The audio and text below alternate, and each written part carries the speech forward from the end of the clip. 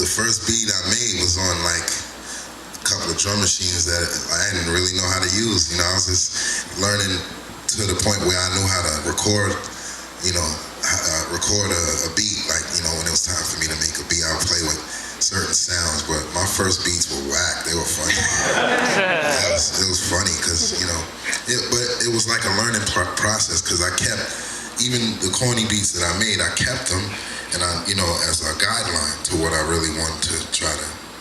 And do you still have them? Like, do you still have them? Do you go back to them? And do you... I got old discs. I got plenty of old SP discs that some of the first beats that I made. You know what I mean? Maybe in the future, like an unreleased. An unreleased. Maybe depends. Like the rare, like the rare album. The basement cuts. Yeah, no doubt. My boy right there. What up, everybody? So I want to ask you the same question too, man. Like, how has Pete influenced you in any way as a DJ or a producer? I mean, if you listen to my whole first beat tape I ever made when I was like 15 or 14, it probably just sounds like the main ingredient. For the most part, from the brethren drums to the horns and all that. Matter of fact, I think on my blog, me and my brother did In the House Over. Yeah, I found the sample and we did the record over. He wrote his own raps and I tried to imitate your beat. I said you did. But you know, it's definitely a huge influence. I mean, you know, I was cutting up, you know, giving party people something. You know, just all what record was that? Bismarck. Yeah, the Biz and Kane record. Just rhyming with Biz. You know, so it's like, you know, it's definitely a huge influence on my career and just what I pride myself on, which is just the real hip hop side of things. And I have to just say one thing about him. Like, I used to be in a record store in New York and see this one guy in there a lot, you know, and I used to just see him sitting on the floor going through these bins and stuff. And then I would come and, you know, for another day and see him in there again. And I'm like, damn, I'm seeing this dude a lot, you know what I'm saying? You know, and then I figured out that it was Justin, you know what I mean? And I was like, wow, like, you know. And I was every day living in record stores. Dog, it was just like, okay, obviously he's gonna be somebody. He's in here every day like me, so you know what I'm saying?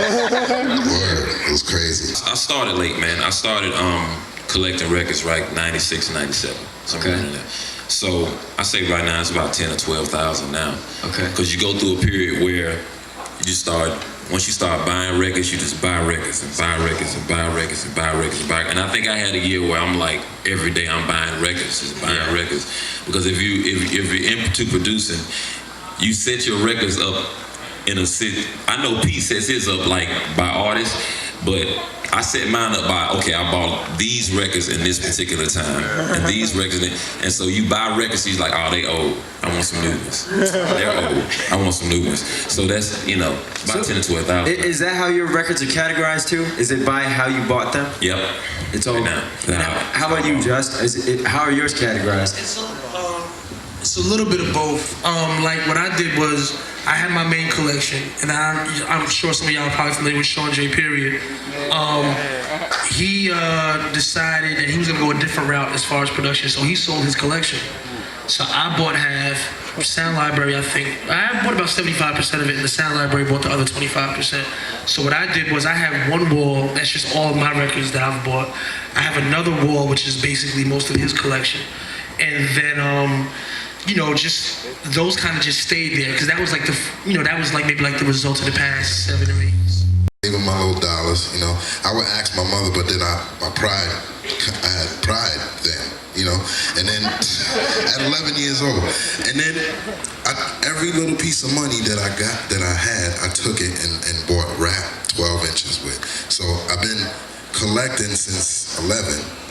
So now that my father has passed on and left and gave me his collection in his will, it's connected to what I have now. Me at my own home right now probably have about 46 to 47,000 records. Not even counting my pops. And his is just as big, but maybe a little less. You know what I mean? So it's a lot. I'm counting his and mine. So probably maybe close to 60, 70,000. Nice. No lie, no joke. I mean, Knife's been to the crib before, but he hasn't seen my father's basement, you know what I'm saying? So he saw my garage and my bookcases and that I got from IKEA. Yeah, the IKEA bookcases are the truth. Big shout out to IKEA for the fake bookcases that are record cases.